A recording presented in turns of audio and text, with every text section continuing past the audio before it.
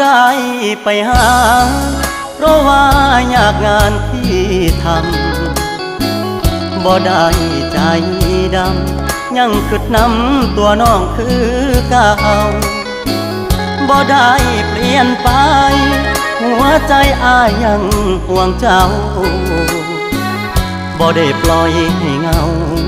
เสาร์อาทิตย์ติดงานโอทีได้แต่โทรหาน้องคงจะไม่ว่ากันบ่เคยเปลี่ยนพันสัญญาหากมันคนดีบ่ได้กักมีกิ๊กบ่ได้หลีกสัญญาที่มีย้อนงานยุ่งอีหลีคนดีอย่าเครียดอายเด้อขอหาสุมือเจ้ามาคือน้อยใจเฮ็ดหยังหยุดงานวันวางจะเดินทางเพื่อไปพบเจออย่ามาสงสัยว่า